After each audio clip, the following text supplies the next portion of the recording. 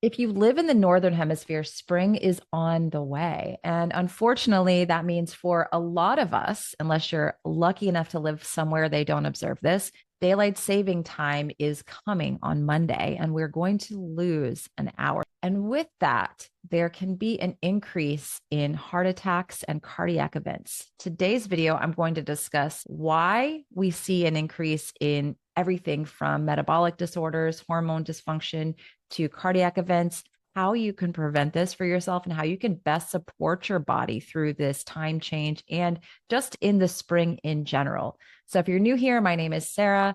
This is the Sarah Kleiner Wellness YouTube channel. I am board certified in applied quantum biology by the American Naturopathic Medical Board. I'm also a certified nutrition coach with the National Academy of Sports Medicine. I've been working with clients for over 10 years plus, and I really want to help people understand how circadian rhythms, circadian health, quantum biology, and nutrition all integrate together to support your health, your metabolism, your longevity, and just help you feel your best. That's really what I want for you here. So you can always subscribe to the channel, go down there, leave me a like, leave me a comment if you're new here. I also have a ton of resources for free on my website at www.sarahkleinerwellness.com. I have about 13 free ebooks there on the website. And if you are looking for more intensive support this spring, I have a couple of options for you. I'm running a spring leptin reset challenge that starts next week on March the 12th. There is a link down in the show notes for you for that. And if you want just a little mini starter guide to supporting yourself during spring, it's going to have 5 days of eating spring foods, and then a full 25-minute lesson around the time change, your biology. That is the Spring Survival Kit. It's on pre-sale right now, so it's 50% off, and that is also going to be linked down in the show notes for you. And quickly, before we jump into all of this, none of this is medical advice or meant to be a substitute for working one-to-one with a practitioner who can talk to you about your entire lifestyle, diet, and health. So, all right. First of all, there are a lot of people out there that say daylight saving time is not a big deal. It doesn't impact anything at all, and that we should just all be living with the sun anyway. And I agree. And I will also say that since I've been practicing a lot of the things I will talk about in this video today, the time change doesn't really bug me. But I also have the luxury of working from home. I don't have an office I have to be at. My kids, their schedules are semi-flexible, so we can let them sleep and we can have these more restful, restorative mornings. But a lot of people don't have that luxury. So if you are one of these health experts that lives down in the jungle and doesn't have a job, and you're kind of making fun of everyone for having a hard time this time of year, I think you lack some empathy and also some understanding of how everyday people live and how this can be a big deal. So what I want to show you really quickly, I'm going to show you a few things here. I'm going to share my screen, is going to be, this is a graphic that basically shows the circadian system and the body. So you might be looking at this and say, what in the actual heck? But this is the reason why losing an hour impacts your health and the way that you feel, because the circadian system actually impacts your entire body. From your hormone levels to your body temperature, to your immune system response, to your metabolism, how your body uses energy, to your reproductive functions. That's why I actually got into circadian health, was that I was trying to get pregnant in my 40s. Fast forward, I have a lot of women in my private community who've done my leptin reset course, who have on purpose gotten pregnant in their 40s. They wanted to. And then I also have a handful of women who didn't mean to get pregnant, and now they're pregnant in their 40s. So if you're going to start doing this work, ladies, just make sure you take precautions if you don't want to get pregnant. But the circadian system impacts your reproductive system and the functions of it, how much fat your body stores, because leptin is a circadian hormone, development of stem cells, your immune system, again, all of these things, your gut is very, very impacted by the circadian system. And this graphic is from an article that I'll reference in the show notes for you that is called Circadian Disruption, Clock Genes, and Metabolic Health. I'm also going to show you another graph that essentially is from an article talking about the interplay of circadian clocks and cancer pathogenesis, because these are also intertwined as well. And these have been extensively studied. So when it comes to the shift in time, one thing that I want most people to understand is that the reason why they feel bad during this time of year is that this clock system is already not optimized. They're already experiencing some circadian disruption. And so when we take an hour away from that system, we shift the schedule abruptly, it really, really does impact the body as a whole. And so a lot of people say, again, it's not a big deal, but most people are going into daylight saving time and going into the spring with already disrupted circadian rhythms. And here, if you like science, if you like data, here is a nice little chart basically showing you how we have all of these clock genes all over the body. And this is primarily controlled by the suprachiasmatic nucleus in the brain, the amount of blue light that is hitting the eyes and again, communicating with the brain. So these circadian rhythms are really crucial for keeping our body functions in harmony with our natural daylight cycles. Here's another graph, and these are all in my little spring survival kit mini course if you want to dive deeper into this. And I'll also link the article in the show notes for you about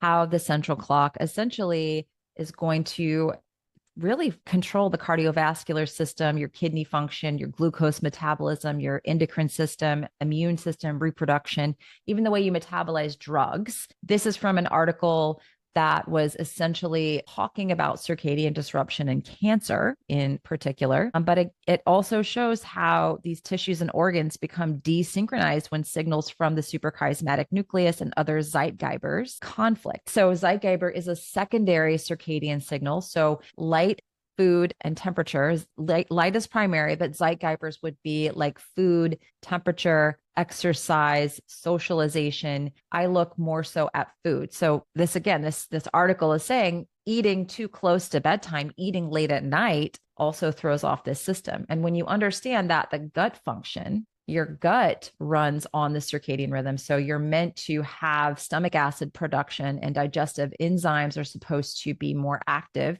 during specific times of the day. And then at night, that's supposed to fall. When you eat too close to bedtime, not only does that impact your brain and cortisol levels, but it also makes the food harder to digest and absorb. Now, before I jump into how you can support yourself this time of year, just in very simple ways, I'm going to show you, this is a 9-page PDF I've created for my daylight saving time survival kit, my spring little mini course here that you can get down in the show notes. It's on pre-sale, but this is a little preview of it. And this is just a really easy to understand chart that I want to highlight here. So systems impacted by circadian rhythm. This is why just taking away 1 hour and having our days become longer because of this primary signal of light to the brain, it can be a very abrupt shift to the body and it can cause issues. Why? Because of all these systems impacted by this particular system. So of course, we all know sleep-wake cycle, cortisol, melatonin release. We want melatonin production at night, pineal melatonin, because we make subcellular melatonin during the day, but that's another video. Hormone regulation, especially your master hormones, cortisol, melatonin, leptin. So insulin and thyroid, all of these things follow a circadian rhythm. So cortisol is meant to peak in the morning. Melatonin and leptin are supposed to peak at night when you're in repair mode. This regulates the appetite. This regulates the thyroid. Leptin signals your thyroid. So anyone on thyroid medication, when does your doctor typically tell you to take the medication? In the morning before you eat anything fasted, right when you first wake up. Why? Because thyroid is circadian. Metabolism and appetite, these are heavily modulated by leptin and cortisol, which is heavily modulated by light. As I talked about on those more scientific graphs, immune function. Immune responses are going to vary throughout the day. So certain immune cells are going to be more active at specific times, and this is going to enhance your body's ability to fight infections. So you have immune system issues. Again, leptin signals the immune system. It's one of the master hormones. Cardiovascular health. As I mentioned at the beginning of this video, the incidence of cardiac incidents, heart attacks, and strokes goes up by 24% the Monday following daylight saving time. Why is that? Because blood pressure and heart rate are influenced by circadian rhythms. Blood pressure usually rises during the day, falls at night. And a misalignment of this can increase your heart attack risk. So it's not just a disruption of 1 hour. It is the whole way that your body operates on these rhythms. So cellular repair and regeneration. This is going to regulate your cell cycle and progression. This is really crucial for preventing cancer. Apoptosis and autophagy are two repair programs that are meant to run at night about the same time that melatonin and leptin are both peaking. So they all work together. But guess what happens if you are not sleeping well, if you've got a lot of artificial light in your sleeping environment, informing your body that it's still daytime? Can't run these repair processes, or you've eaten too late at night and your body's still busy digesting that food. You can't run these repair processes. Cognitive function and mood. Here's a fun little piece of homework for you. Go to PubMed and type in circadian rhythm disruption and mental health. You're going to be bombarded with studies. Same thing with artificial light at night and cancer. You're going to be bombarded with studies. The evidence is there. Digestive processes. So a lot of people start to have gut issues this time of year because digestive functions are timed with circadian rhythms. And when you misalign this, you can have acid reflux and irritable bowel syndrome because our stomach acid is also on a circadian rhythm. It's meant to be timed with light. Our enzymes, our stomach acid enzyme, our enzymatic functions. So stomach acid and enzymes are two separate things, but the enzymatic functions of the gut that help us break down things like protein, carbohydrates, fats, these are signaled by light as well and supported by that. Temperature regulation. Who's got an Oura ring? You got an Oura ring? Have you ever eaten too close to bed and your Oura ring says something disrupted your sleep last night? Something stopped your body temperature from dropping, because we're supposed to have a body temperature drop at night so that we can run these repair processes. So that's why when we have circadian rhythm disruption, our body temperature can also fluctuate and we don't run these repair processes. Skin repair and regeneration. So skin cells repair and renew themselves according to circadian rhythms, and disruptions can also cause these skin issues. Little fun fact for you, and we'll talk more about this on the channel, so make sure you're subscribed. In the summertime, there is a lot of data that shows people are more prone to sunburn if they eat too close to bed, because when you're eating close to bed, that's going to impair the ability of the skin to repair due to the clock genes in the skin. So all these systems work together. And going into daylight saving time, a lot of people going into spring are already disrupted circadian rhythm wise. And so we take an hour away and it's a big shock to the system. So how can you support yourself through this time of year? Here's some very simple things you can do. The first 2 hours of the day are extremely powerful for your metabolism, for your hormones. There's a certain amount of lux or brightness outdoors. You can't get it through glass. You can't get it indoors.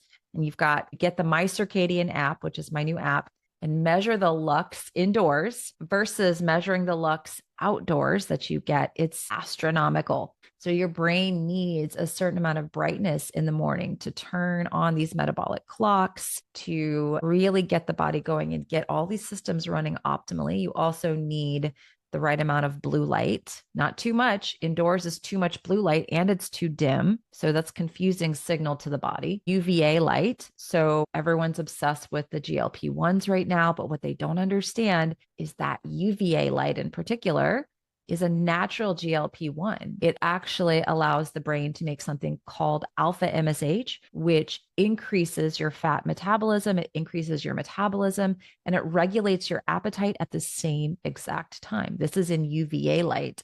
And it's really, really powerful when you get this in the morning, in the first 2 hours of the day. So starting right now, from the day you watch this, go ahead and grab the My Circadian app. I will link that in the show notes for you.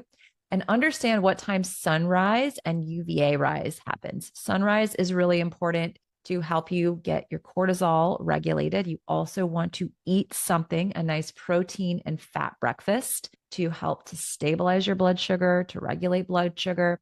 Hydration is really important as well during this time of year, especially because cortisol impacts our hydration levels. It shifts the fluid balance in the body. So hydrating with a clean spring mineral water is really, really important to staying hydrated this time of year when there is a little bit of a fluid balance shift due to the shift in cortisol. So in the morning, starting now, and then again with the time change, getting outside in the morning is crucial. Now, say you have to be up before the sun rises, because now we've lost an hour and it's might be dark again when you're waking up.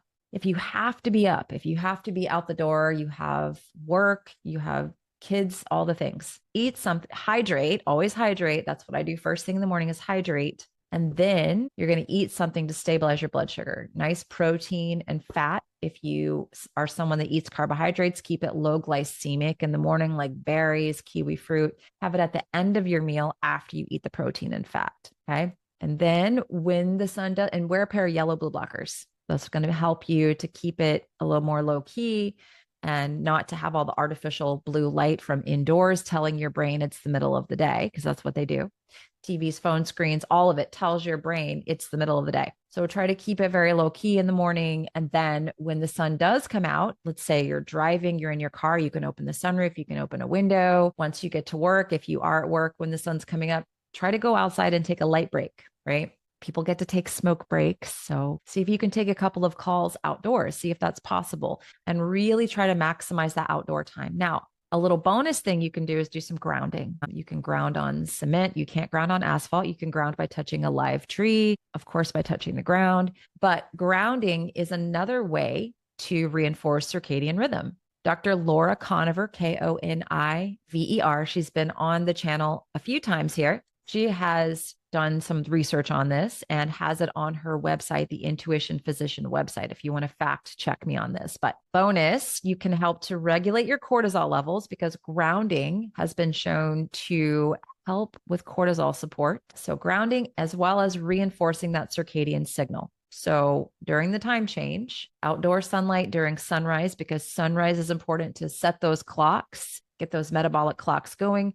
Blue light comes on the horizon. It's the right amount of blue light, not the crazy amount of blue light that will come off your phone or overhead lights. And then you also want to get outside again at UVA, because UVA is when we get that natural GLP-1 due to POMC production in the brain. That's where we also make serotonin, dopamine. We make serotonin that is recycled into that night's melatonin, pineal melatonin that helps us sleep. Beta endorphin, nitric oxide also helps with heart health. If we're worried about a cardiac event, morning UVA light is really, really helpful and supportive of heart health. Not only does it help to set the circadian system, but it also supports the gut, the heart, the thyroid, the metabolism. All these things are being supported, and you don't need hours of it. It can be a hard conversation. The more is the better. If you can maximize that time, it doesn't have to be continuous. It can be 30 seconds here, 30 seconds there, a minute here, a minute there, but just try to maximize that time in the morning. Very important. Eat something, use food as a Zeitgeber,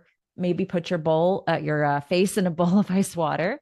That can also help that system, because temperature is a Zeitgeber, a secondary timekeeper. So you can always put your face in a bowl of ice water in the morning, do a little face dunk. You can also just go outside if it's still chilly where you live. It is here. Another Zeitgeber, secondary timekeeper. So all these things will help to reinforce and reset that rhythm. Evening is important. You want to think about your nutrition this time of year. And in my little daylight saving time spring survival kit, I have a list of spring foods that are going to help you, because when you look at Chinese medicine, Ayurveda, spring is the time of the liver, the gallbladder. These things are really needing more support. That's why we have more bitters available this time of year growing naturally. And so sprinkling those into your diet can also help the system. And that'll be detailed more in that little spring reset guide. And so really sprinkling those foods and keeping your fare a little bit lighter. I know some of you were from this channel listening since I was in my carnivore days. Well, I still believe in eating a nice protein-rich diet, but I now see the value since I've adopted circadian biology and quantum biology into my own life, but also into the lives of my clients all over the world. There's value in some of these things and bringing them in seasonally, because food contains light code. Your mitochondria actually has a UV receptor on it, as well as a red and infrared receptor. And so the cells of our body and the mitochondria are looking for signals from light so that they can interpret the food, that information appropriately. And this is supposed to shift year round. So when it comes to your food and your meals, you always want to have the breakfast, and then you want to cut your eating window off before sunset optimally.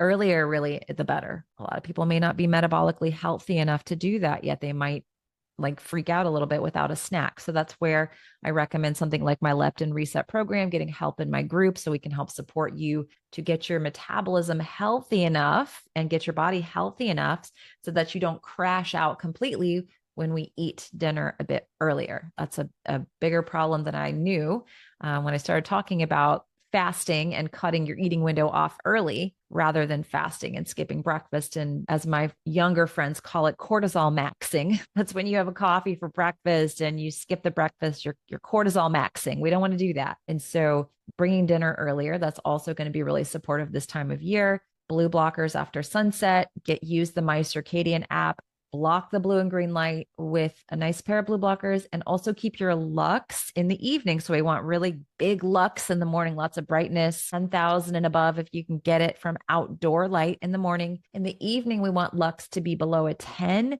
the 3 hours leading up to bed, as well as blocking the blue and green light, so dim enough. And then your sleeping environment should be a 1, because blue light coming into your sleeping environment can tell your brain to start up all these metabolic processes to kick off the sex steroid hormone pathway. That's why leptin, gut problems, all these things can be exacerbated, and you can have a really hard time with weight loss resistance, gut dysfunction, if you don't optimize these really, really simple things with your light environment and with your meal timing and nutrition timing, right? I didn't even talk about being on a specific diet in this video, because you can change these things and see a massive, massive difference before going on quote unquote diet, which that's not my first line of defense anymore these days. So when it comes to the spring time change and just optimizing your body for spring, just to sum up some things that are going to be really helpful, maximizing that morning time. Remember, it doesn't have to be perfect.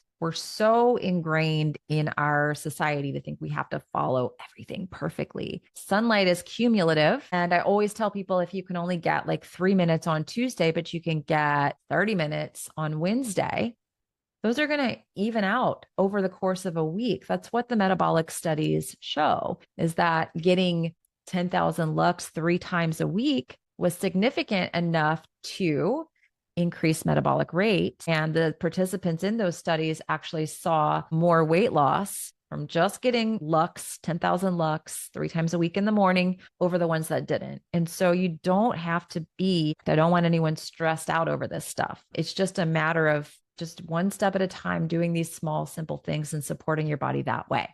So if you want more information, if you want more support, check out the Spring Survival Kit down in the show notes. And I also have my Leptin Reset Spring Challenge, which includes Zoom meetings with me in a group and a forum to ask questions as you go through the 21-day leptin program. It's a really great way to kickstart your body, help you feel your best, maximize your metabolism, hormones, all the things, and even support your gut this time of year. I'd love to have you.